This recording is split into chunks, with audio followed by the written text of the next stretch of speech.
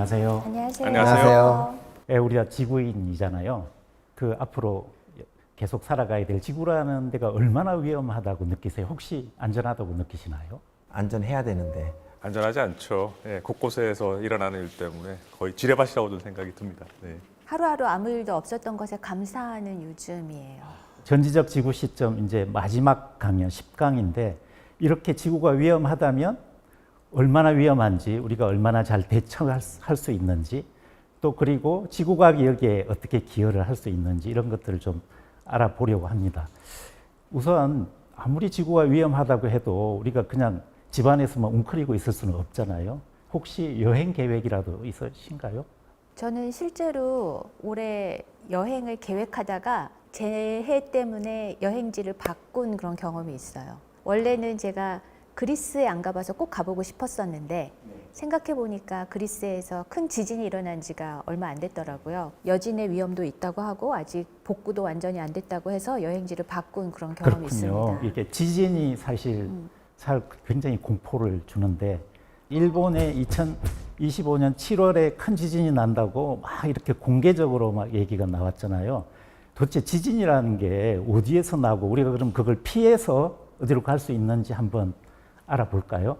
우리가 가장 쉽게 파악할 수 있는 곳이 이제 미국의 지질조사국이라는 곳이 있는데 실시간으로 지진 발생 상황을 이제 제공을 하고 있습니다. 미국 지질조사국에서 최근 그 지진 발생 상황을 이렇게 지도에 나타내고 있는데 여기는 지진의 규모가 3 이상인 것만 표시를 해요. 우리나라 기상청은 2.0 이상이면 보도 자료를 내요. 그런데 우리가 3 이상은 우리나라에서는 한 1년에 한 평균 한 10회 정도 나는 거거든요. 근데 여기 보시면은 되게 많잖아요. 최근 4주간만 모아도 지진이 무서워서 나 여행을 못 가겠네 하면 갈 데가 없을 것 같아요. 근데 우리나라 사람들이 굉장히 많은 관심을 가지고 있었던 가까운 곳, 일본.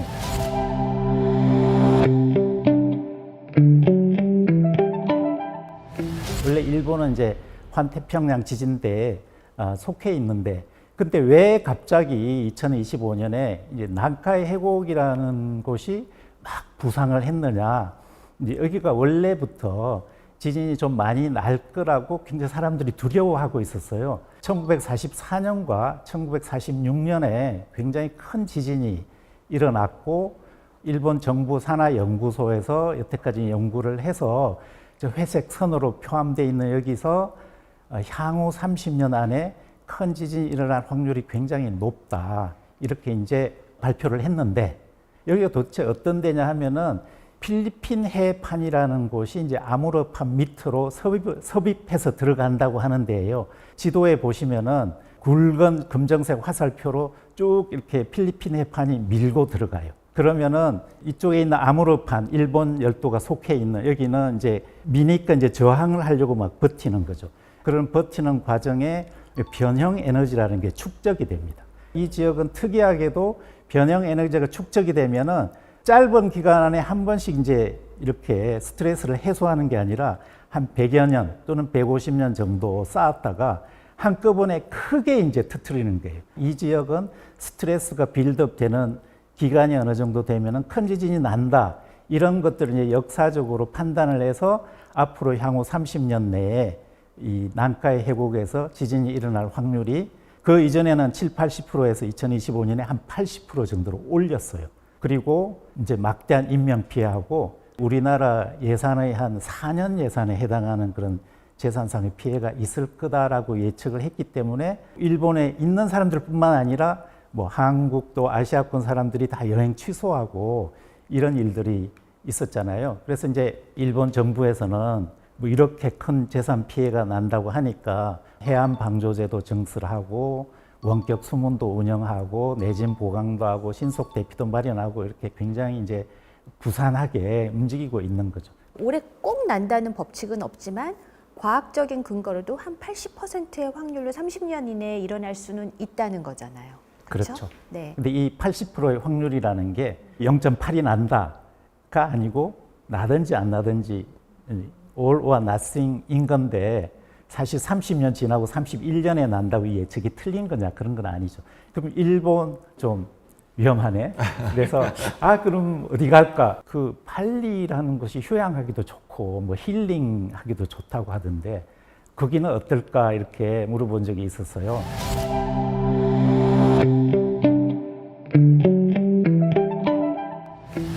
미국 지질조사국에 있는 지진 사이트에서 보니까 여기도 판과 판이 있어서 지진대가 좀 있는 곳인데 한번 볼까요? 2025년 6월 달에 화산이 있었어요. 러워토비 라키. 화산 폭발이 돼서 발리로 가는 항공편이 무더기로 취소됐는데 발리 앞바다에서 지진이 나서 여행객들이 한밤중에 호텔 바깥으로 막 나오는 그런 이제 사진도 봤었고요. 조금 더 거슬러서 올라가 보니까 엄청나게 큰 일이 이제 있었는데 2004년에 수마트라 안다만이라는 곳에서 정말로 큰 지진이 있었는데 이때 모멘트 규모가 9.2에서 9.3 정도예요. 그러니까 우리가 지진을 기록해서 규모를 파악하고 있는 것 중에서 가장 큰 지진은 1960년 칠레에서 일어난 규모가 9.5인 거예요. 그게 이제 가장 큰 지진이라고 생각하고 있는데 거의 거기에 맞먹는 지진이 났는데 사실 이건 지진이 나서 피해를 보는 것뿐만 아니라 아마 쓰나미 피해로서는 역사상 가장 최대의 이제 쓰나미 피해가 있었습니다. 이 쓰나미 하면 이제 바닷물이 와서 막 덮치는 건데 하 교수님이 많이 살펴보시지 않았나요? 제가 정확하게 기억하는데요. 기억하는 이유 중에 하나가 발생한 날짜가 12월 26일이었어요. 크리스마스 다음 날이었고 연말 연시를 이제 보내려고 세계 각지에서 이제 그 휴양지로 이제 몰려들었죠. 그래서 피해가 22만 명까지 사상자가 발생했던 진짜 역대급 초대형 이제 재난 사태였거든요. 그 사람이 많이 그렇게 사상자가 날 수밖에 없었던 이유 중에 하나는 일단 말씀하신 것처럼 지진의 규모가 9 이상에 되는 규모가 있었고 그리고 연안 지역에 이제 그 파고가 10m가 넘는 이제 그런 쓰나미가 발생을 했고요. 최대 쓰나미가 이제 육지로 밀고 들어온 높이를 우리가 런업 하이트라고 그러는데 그게 51m까지 기록된 그 기록까지 있습니다. 51m면요, 우리 건물이 한 1층에 한 3m 정도 되잖아요. 그러면 대충 한 17층 정도 되는 높이까지 물이 차올랐다고 생각하시면 되죠. 쓰나미 속도도 만만치 않게 빠릅니다. 이 파의 전달 속도를 보게 되면 수심하고 되게 관련이 있는데요. 수심이 깊으면 아무래도 좀 빨리 흘러가는데 한 5,000m 정도 우리 태평양 한가운데에 이제 놓여 있는 지역에서 쓰나미의 전달 속도를 보게 되면 대략 한 시속 한 800km. 그러니까 우리가 타고 다니는 제트기의 속도라고 비행기 보시면 돼요. 속도네요. 비행기 속도로 네. 이제 깊은 수심에서는 전파가 되고요. 수심을 한 100m 정도로 이제 가까이 연안 쪽으로 가까이 오게 되면 대충 한 110km 시속. 그러니까 우리가 고속도로에서 타고 다니는 자동차 속도 정도로 이제 조금 줄어들기는 해요. 그래서 더 가까이 오게 되면 한 10m 정도 수심 오게 되면 제가 계산을 해보니까 한 킬로미터 시속. 그러니까 우리 느린 오토바이나 빨리 달리는 자전거 정도 속도가 되는 겁니다. 그러니까 연안에 도착했을 때 도저히 사람의 걸음으로는 그 쓰나미의 그 전파 속도를 이길 수가 없는 거죠. 두 군데만 봤는데 여행 가기가 만만치가 않네요. 그래서 그렇게 멀지 않으면서 도시 발달도 잘 돼 있고 또 뭐 여러 가지 문화적으로도 우리랑 또 친숙한 면도 있고 해서 타이베이는 어떨까 이렇게 해서 한번 찾아보죠.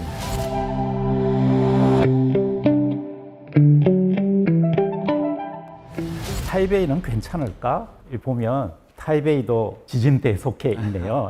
타이베이는 이제 지진의 문제이긴 한데 1960년부터 한 70년대 중반까지 이 연안에 있다 보니까 이렇게 물이 풍부하지 않은 지하수를 굉장히 많이 썼어요. 그래서 지하 수위가 한 30m 이상 이렇게 내려갔거든요. 근데 이제 타이베이 분지는 굉장히 두꺼운 퇴적층으로 돼 있어서 지반 침하가 일어나요. 근데 타이베이 시는 그 고도가 굉장히 해수면에 가깝거든요. 한 3m 정도만 지반 침하가 일어나면 타이베이 시의 한 3분의 1이 해수면 밑으로 가서 이게 물에 잠길 수 있는 그런 걱정이 돼서 일반적인 사적인 지하수 이용을 금지를 시키고 수위를 회복을 시켰어요. 타이베이 시내를 관통하는 활성 단청이 있어요. 단청이 이제 미끄러지면 지진이 나는 거거든요. 근데 이제 물이 빠졌다가 수위가 올라오면서 하니까 더 미끄러워지잖아요. 그러니까 이제 활성이 될 수 있다라는 걱정이 된 거예요. 그래서 이제 타이베이는 도시 지진 그다음에 활성 단청 관측 프로젝트라는 걸 이제 진행을 할 정도로 이렇게 이제 걱정이 있었던 곳이죠. 더구나 타이베이는 이 기후 변화에도 취약해요. 그래서 여러 가지로 타이베이도 만만치가 않아요. 그래서 그러면 뭐 비슷한 중화권으로 베이징, 선전 이라는 데 한번 가보자.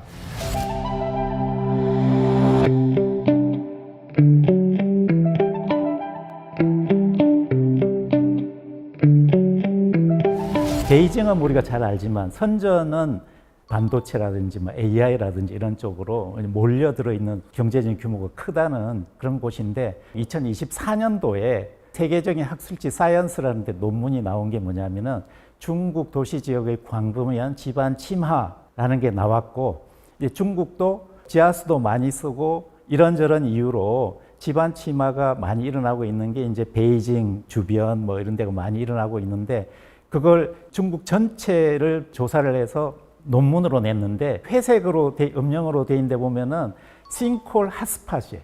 싱콜 핫스팟이라는 데 보니까 선전, 베이징이 다 거기에 속하든지 그 주변이에요. 가까운 데는 그렇게 좀 매력적인 곳은 이런저런 문제가 있는 거네요. 그러면 작정을 하고 뭔가 좀 새롭고 뭔가 이렇게 영감을 얻을 수 있는 곳으로 생각되는 곳이 아프리카 이런 곳인데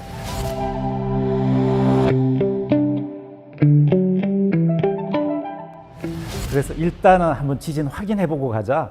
아프리카에 보니까 지진이 별로 없어요. 아프리카는 굉장히 물 부족 상태가 심해요. 지도에 보시면은 물리적인 이제 물 부족이 있고 경제적인 물 부족이 있는데 물리적인 부족은 그냥 물이 없는 거예요. 어디서 구하려고 해도 없다, 귀하다.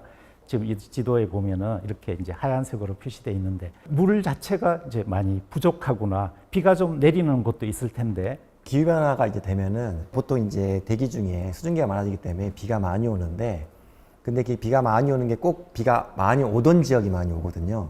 근데 아프리카는 평소에도 비가 잘 안 오는 지역이니까 근데 지구 온난화가 되면은 더 건조해져 가지고 비가 더 적어지는 거죠. 그러니까 더 심각해지는 거죠.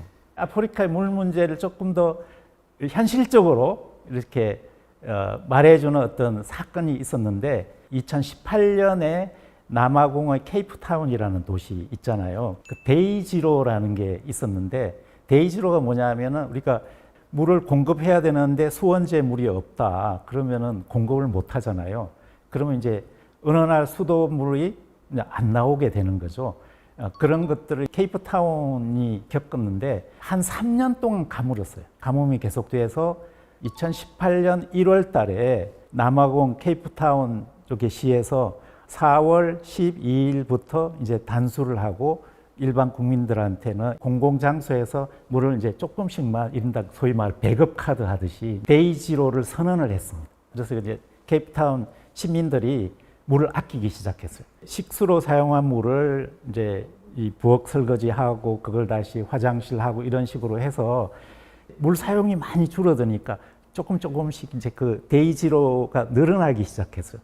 그러다가 이제 6월 달에 좀 큰 비가 와가지고 이제 그게 해소가 되고 9월 돼서 이제 저류지가 한 70% 저수용 이제 그 유리 그렇게 해서 이제 해소가 됐는데 사실은 거의 거기까지 이제 간 거죠. 여기 이제 그림에 보시면은 이쪽이 거의 저수지가 말랐을 때와 이 저수지가 찼을 때의 모양인데 그거 엄청나잖아요. 몇 지역만 살펴봤는데 우리가 아직 살펴보지 않은 게 뭐 유럽이라든지 아메리카 이런 건 살펴보지 않았지만 뭐 2025년 여름에 서유럽은 이제 폭염으로 뭐 열사병이 돌고 미국 동부 쪽에는 이제 집중호우로 막 지하철이 잠기고 이런 상황들이 있어서 지구상에는 절대적으로 안전한 곳이 없다라고 우리 지구과학자들은 이제 판단을 하는 거예요. 왜 이런 재해를 초래하는 대기, 뭐 태풍, 해양, 뭐 쓰나미가 온다든지, 뭐 폭풍 해일이 온다든지, 또는 지구 내부에서 뭐 지진, 화산을 일으킨다든지 이런 게 왜 계속 되어야 해? 좀 조용히 할 수 있지 않느냐? 뭐 이렇게 생각할 수 있는데 만약에 이런 움직임이 없다면 지구가 어떤 상태가 될까? 혹시 한번 상상을 해보셨나요? 이제 쉽게 상상할 수가 있는데요. 이게 보통 이제 대기와 해양의 모든 순환의 대부분의 원인은 불균형을 해소하기 위한 거거든요. 그러니까 열대 지역에는 열이 많이 들어오고 극 지역에는 이제 열이 적으니까 이 열적 불균형이 있거든요. 이 열적 불균형을 해소하기 위해서 대기 순환도 생기고 해양 순환도 생기는 거거든요. 근데 이제 보통 이거를 이제 천천히 이제 헤들리 순환이나 워크 순환처럼 천천히 그 대기의 움직임에 섞으면 좋은데 그걸로는 충분하지 않는 거죠. 그러니까 태풍이나 아니면 아주 큰 저기압이나 그런 급격한 현상들이 발생하면서 에너지를 이렇게 골고루 섞어주는 거거든요. 근데 만약에 이런 순환이 없으면 어떻게 되느냐? 그러면 현재 인도네시아고 열대는 지금보다 온도가 훨씬 높을 거고 그래서 사람이 살기 힘든 데가 될 것이고요. 그다음 고위도 지역은 지금보다 훨씬 추워질 거거든요. 그러면 더 살기 힘들겠죠. 그러니까 사실은 이런 순환 덕분에 우리가 넓은 지역에서 비교적 쾌적하게 살고 있는 거죠. 네. 지구 내부 에너지도 살짝 몸부림치고 살짝 기침하고 이 정도가 이제 화산이 되고 지진이 되는 건데 이게 그것도 하지 말고 좀 조용히 있어봐 이러면은 꾹 참다가 나중에 크게 기침하면은 아마 우리가 여태까지 경험해보지 못한 어마어마한 화산 폭발, 어마어마한 지진 이런 것들이 날 것 같아요. 바다의 움직임도 마찬가지일 것 같고. 지구가 너무 요즘 요란하잖아요. 그러니까 좀 조용하면 좋겠다라고 이제 말씀하시는 분들이 있는데 사실 지구가 멈추면 우리 삶이 사실 멈출 수밖에 없는 조건이잖아요. 해양 순환이 만약에 멈춰버린다고 그러면 아마 우리 극지역은 더 추워져가지고 아마 이 전 지구가 아마 거대한 냉동고로 아마 변화할 가능성이 클 거라고 생각이 들고요. 지구가 끊임없이 변화하고 움직이는 그 자체가 뭐 어떤 파괴하거나 어떤 위협하는 기작은 아니고 결국은 지구 자체가 자발적으로 치유하는 그런 과정이지 않나 그런 생각이 지구가 들어요. 지금같이 이런 정도의 어떤 우리가 자연재해를 일으키지 않고 꼭 참고 있으면은 결국은 더 위험한 상태로 되고 종국에는 아무도 살 수 없는 소위 죽음이 되는 거예요. 이 지구상에 있는 모든 생물종은. 그래서 사실은 살기 위한. 네. 몸부림이죠. 근데 지구는 어떤 원리로 움직이는 거잖아요. 대기든 해양이든 이게 유체잖아요. 지구 내부도 사실 우리가 딱딱한 고체인 것 같지만 굉장히 긴 시간으로 보면은 점성도가 있기 때문에 이것도 이제 하나의 유체로 이제 보는 거거든요. 그래서 유체를 표현하는 나비의-스톡스 이퀘이션. 수학 강연할 때 많이 들었습니다. 나비의 스톡스 방정식. 유체 운동 방정식에 굉장히 중요한 이제 물질의 특성 중 하나가 점성도거든요.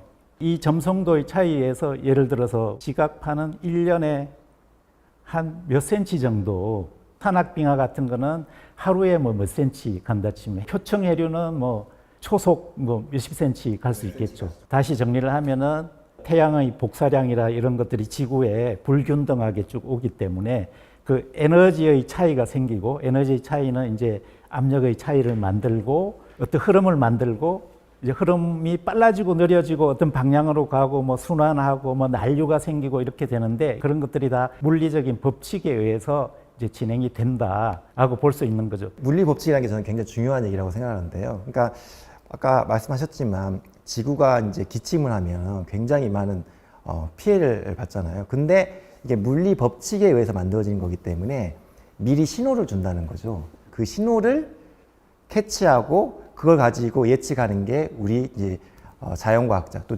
특히 이제 지구과학을 하는 과학자들의 역할이다. 저는 이렇게 생각을 합니다. 예. 그리고 아까 나비-스톡스 이퀘이션 말씀하시면서 이제 우리 해양, 대기, 지질의 이제 가장 큰 차이가 같은 유체이긴 한데 이제 점성도 차이 때문에 이제 반응의 이제 그 속도랑이 다른데 밀도 부분도 사실 우리가 주목해 볼 필요가 있어요. 공기, 물 그리고 우리 암석을 봤을 때 암석이 제일 밀도가 높고 그 다음이 이제 물 가장 이제 밀도가 낮은 게 이제 대기인데 그래서 반응의 속도를 보게 되면 대기가 항상 빠르게 움직이거든요. 그리고 이제 해양은 조금 느리고요, 잘 안 보이고요. 심지어 이제 지각이나 암석은 정말 안 움직이는 것처럼 보이는 이제 그런 거죠. 얼마나 물질의 특성이 다르길래 이렇게 대기, 해양, 지각이 움직이는 이렇게 다르냐. 그래서 점성도 한번 보면 파스칼 곱하기 초, 파스칼 세컨드로 보면은 멘틀이 10의 20승에서 10의 22승. 빙하는 10의 12승이라고 벌써 10의 10승의 차이. 그 다음에 물은 0.001, 공기는 10의 마이너스 5승. 이게 뭐 그냥 숫자로 뭐 1, 100, 1000 이런 차이가 아니라 어마어마하게 지수의 차이로 나기 때문에 공기라는 건 점성도도 굉장히 낮고 가볍고 해서 한번 뭔가 일어났다 그러면은 우리가 확확 느낄 수 있도록 만들어지는 것 같아요. 태풍이 오더라도 속도가 훨씬 더 계속 빨라지는 것 같아 이렇게 느끼는데 실제로 그런 건가요? 지구 온난화가 되면은 이제 태풍의 강도가 강해질 거라고 지금 예상이 되고 있거든요. 그 이유는 태풍의 에너지원은 이제 수증기거든요. 수증기가 응결되면서 거기서 엄청난 양의 에너지를 이제 배출하면서 이렇게 만들어지는 건데, 지구 온난화가 되면 당연히 대기 중에 있는 수증기 양이 많아지고 1도 올라가면은 7% 증가하거든요. 그러니까 태풍이 더 강해지고요. 그다음에 태풍이 이제 강해지려면 이 바닷물 온도가 26도 이상인 해역을 지날 때 태풍이 점점점 커지고 이제 26도보다 더 차가워지면 태풍의 세기가 줄어들거든요. 근데 기후변화가 되면은 그 26도의 해양의 영역이 훨씬 더 북쪽까지 확장될 거 아니에요. 그러니까 태풍의 강도가 더 강해질 확률이 높아지는 거죠. 그러면 빈도는 어떻게 될까요? 빈도는 규모는 약간의 지금 논쟁이 있는데요. 태풍의 발생의 빈도는 조금 줄어든다고 알려져 있습니다. 왜냐하면 열대의 대기가 좀 안정화되거든요. 그러니까 밑에 대기 온도보다 위의 대기 온도가 더 뜨거워지거든요. 그러면 대기가 안정이 되면서 작은 태풍들은 적게 생기는데 그 대신에 큰 태풍이 생길 가능성이 높아진다. 이렇게 이해하시면 될 것 같습니다. 그 태풍에 또 긍정적인 효과가 있거든요.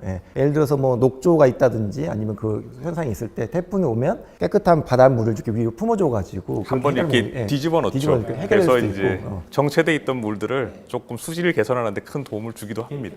일종의 리셋 효과죠. 그 생태계 에코시스템한테 원위치로 한번 돌아갈 수 있는 기회를 주는. 바다 생각하면은 뭐 폭풍 해일도 있을 수 있을 거고 지진 해일도 있을 수 있을 텐데 우리가 이제 굉장히 공포스럽게 생각하는 쓰나미는 기후변화하고 뭔가 좀 연관이 있을까요? 강해질까요? 많은 분들이 좀 오해하는 부분이 있죠. 그러니까 기후 변화가 있으니까 쓰나미도 뭐 더 강하고 더 자주 일어나는 거 아니야라고 오해하시는 분들이 있는데, 근데 만들어지는 발생 기작을 보면 전혀 상관이 없는, 연관이 없는 거거든요.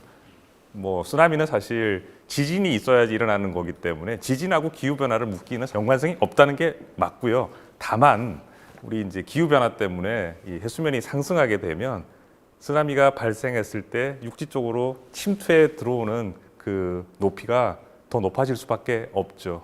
특히 이제 폭풍해일이나 아니면 이렇게 태풍이 발생했을 때 동시에 만약에 쓰나미가 발생한다고 그러면 우리가 생각할 수 있는 그 기대치보다 훨씬 더 넓고 높은 면적까지 이제 물이 침수할 수밖에 없죠. 가장 최악의 시나리오를 한번 상상을 해보면요. 기후 변화에 의해서 해수면이 상승을 하고요, 쓰나미가 발생을 하고요, 태풍이 내습을 하고요, 거기에 폭풍해일이 이제 더해지고요, 거기다가 조석에서 밀물대 만조가 되면 우리 연안에 살고 있는 사람들이 가장 큰 피해를 볼 수밖에 없는 조건입니다.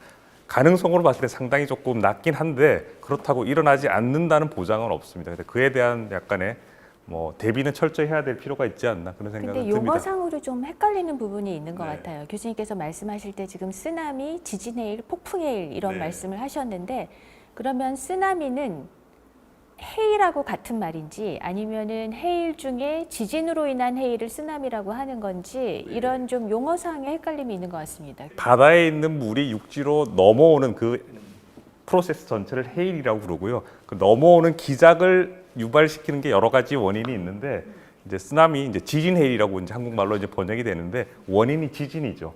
근데 지진이 일어났을 때 바닷물이 이렇게 수직적으로 한번 이렇게 출렁 변이가 일어나면 그 변이에 의해서 연안 쪽으로 들어오면서 수위가 높아지고 그게 이제 피해를 주게 되면 이제 쓰나미가 되는 거거든요. 해일만 쓰나미라고 하고 폭풍이 원인이면 폭풍해일이라고 예, 해요. 또 맞습니다. 다른 원인도 있나요? 대부분이 주로 그 두 가지. 둘 중에 하나? 둘 중에 하나입니다. 그러니까 태풍도 일종의 폭풍해일 중에 하나죠. 왜냐하면 폭풍을 유발시키는 게 또 태풍의 일종이기 때문에 그렇죠. 지구는 굉장히 긴 주기로 뭐 이렇게 변화를 좀 일으키기도 하지만 지금 우리가 경험하고 있는 기후 변화는 사실 사람이 만든 기후 변화인 것 같은데, 그러면은 우리 이걸 좀 어떻게 해볼 방법이 없을까요? 기후 변화에 대응하기 위한 요즘 말하는 뭐 기후공학 또는 지구공학이라고 하는, 지금 어느 정도의 국제적인 그런 컨센서스를 받고 있고 또 개발이 어느 정도 돼 있을까요? 그러니까 최근 들어서 이제 기후 위기가 심각해지면서 이제 가장 첫 번째로 하려는 게 탄소 중립인데, 탄소 중립과 같이 이제 기후공학, 지구공학에 대한 이제 관심이 굉장히 높아지고 있는데요. 기후공학은 두 가지가 있거든요. 첫 번째가 이제 CDR이라고 그래가지고 대기 중에 있는 탄소를 제거하는 기술이 있고요. 그러니까 지금 뭐 기후변화의 원인이 뭐냐, 이산화탄소가 막 증가해서 그렇지 않냐. 그래서 그거를 인위적으로 우리가 제거를 하자. 제거도 이제 여러 가지 방법이 있는데요. 첫 번째로는 이제 CCUS처럼 대기 중에 있는 CO2를 그냥 캡처해가지고 그렇게 저장하는 방법인데, 이거는 기술적으로 가능한데 일단 돈이 너무 많이 듭니다. 그래서 대기 중에 탄소를 줄이는 방법 중에 하나가 이제 바다를 이용해 보자라는 겁니다. 인간이 배출한 25% 정도를 바다가 흡수하고 있거든요. 그게 이제 여러 가지 생태계나 바닷물 자체가 이제 이산화탄소를 흡수하는데, 그 작용을 좀 더 촉진할 수 있지 않을까. 그 중에 하나가 이제 그 철 비옥화거든요. 바다의 특정 지역은 식물성 플랑크톤이 많이 자랄 수가 있는데, 근데 영양염이 없으니까 잘 못 자라는 경우가 많거든요. 근데 특정 지역은 철이 부족해서 못 자라는 게 있거든요. 철은 이제 식물성 플랑크톤, 인간에 대비해 보면 그건 비타민 같은 존재거든요. 우리 비타민 많이 필요 없잖아요. 근데 어떤 특정 지역, 특히 남극해 지역이, 그리고 동해 일부 지역도 그렇다고 하는데요. 철이 부족한 지역이 있다고 합니다. 그러면 거기에 철을 조금만 딱 뿌려주면 식물성 플랑크톤이 엄청나게 이제 번성하는 거죠. 그러면 그네들이 죽어서 동물들한테 먹히거나 또는 스스로 이제 떠서 땅으로 떨어지면 이산화탄소를 자연적으로 돈 안 들이고 이 바다 밑 깊은 곳으로 보낼 수 있거든요. 그런 작용이 있고요. 근데 문제는 이게 인위적으로 하다 보니까 특정 플랑크톤만 번성하게 되는 거죠. 그러면 생태계가 파괴될 수 있다. 그런 문제점이 이제 있고요. 제가 조금 첨언을 조금 드리자면, 저기 철10이라고 그러는데요. 이렇게 이제 일종의 비료처럼 이렇게 뿌려주는 이제 그 과정인데, 90년대 후반, 2000년대 초반에 뭐 남극 같은 이제 그런 지역에서 저 실험들을 상당히 이제 많이 했었어요. 근데 말씀하신 대로 일시적으로는 이렇게 대번성이 나가지고 이제 탄소를 이제 흡수하고 이렇게 이제 고정시켜서 제거하는 효과가 있기는 있는데, 이거의 가능성은 이제 확인이 되어졌지만 이게 얼만큼 효과가 지속되는지에 대해서는 조금은 의문이 아직 남아 있는 상태입니다. 근데 더 이제 심각한 것 중에 하나는 이게 국제 규범을 한번 따져봐야 될 필요가 있어요. 아마 런던 의정서라는 걸 아마 들어보신 적이 있는지 모르겠는데요. 이게 1999년에 이제 많은 국가에서 이제 협의를 해서 더 이상 해양의 어떤 폐기물을 투기하지 말자라고 이제 약속을 한 게 이제 런던 의정서인데요. 그 이후에 이제 업데이트가 되면서 어떤 이야기가 있었냐면, 2007년에 해양에 이제 이런 인위적인 어떤 물질을 뿌리는 행위조차도 이제 금지하자. 철 12가 이제 거기에 해당되는 겁니다. 이 철을 해양에 이제 뿌리는 행위 자체가 일종의 투기 행위로 지금 간주가 되어지기 때문에 아주 특별한 목적, 과학적인 목적으로 일정한 시기와 장소를 국한해야만 저 시비를 할 수 있지, 상업적인 목적으로 아까 말씀하신 탄소를 제거하기 위한 어떤 지오 엔지니어링 관점에서 철 시비를 하기에는 아직까지는 그 성숙도가 완전하지 않다, 그렇게 말씀드릴 수 있을 것 같아요. 그래서 모든 기후공학은 그게 가장 큰 문제거든요. 국제적 합의가 중요하거든요. 최근 이제 철 비옥화보다 더 열심히 연구되고 있는 게 뭐냐면 해양 알칼리도 향상입니다. 철 비옥화 같은 경우에는 해양 생태계를 건드리잖아요. 근데 그건 좀 위험하다. 근데 해양 알칼리도 향상 같은 경우는 해양에 그냥 화학적으로만 이제 바꾸는 거거든요. 거기에 이제 여러 가지 암석 가루를 뿌리면은 지금 해양의 지금 산성도가 높아지는데 이제 알칼리도가 이제 높아지는 거죠. 그렇게 되면 해양이 저절로 그 이산화탄소 흡수하는 능력이 촉진이 되거든요. 더 많이 흡수할 수 있게 되거든요. 요거의 장점은 뭐냐면 이산화탄소도 흡수하지만은 해양의 이제 산성화, 요 문제도 약간 좀 보완할 수 있거든요. 그래서 이런 부분들이 가장 지금 유력한 대안으로 지금 떠오르고 있습니다. 보니까 바다가 키네요. 바다가 지금 너른 마음으로 이산화탄소를 다 이렇게 품어줘야 이 기후변화의 온실 효과 이런 것들이 좀 줄어들 것 같으네요. 바다 공간을 제외하고는 그 탄소 중립을 이야기하기는 좀 어렵지 않나 그런 생각이 듭니다. 네. 바다에서 할 수 있는 거 말고는 없나요? 이제 아까 제가 말씀드렸지만 이제 이산화탄소를 대기 중에 있는 제거하는 기술이 있고, 그 다음에 이산화탄소가 많으면 어때? 지금 문제는 온도가 높아지는 거잖아. 그러니까 온도를 조절하자. 이런 게 있습니다. 요건 조금 더 위험한 기술인데요. 그래서 이제 예를 들면은 이제 그 대기의 상층에 있는 구름을 없애자. 또는 하층에 있는 구름을 더 많이 만들자. 뭐 이런 거 있고요. 그리고 이제 가장 이제 제가 생각하기에는 유력한 기술이 있는데요. 그게 뭐냐면 성층권에 에어로졸을 뿌리는 겁니다.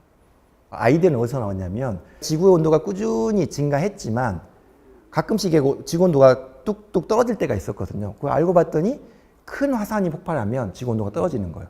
그래서 온도가 떨어진지를 왜 고민해 보니까 화산이 폭발하면은 거기에 있는 작은 에어로졸들이 성층권에 들어와 가지고 걔네들이 한 2년 동안 머물고 있거든요. 그러면 태양 에너지를 산란시켜 가지고 그래서 온도가 떨어지는 거거든요. 그건 화산이 터질 때까지 기다려야 되나?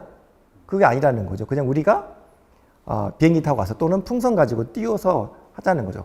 그렇게 되면은 지구의 온도를 저희가 컨트롤할 수가 있죠.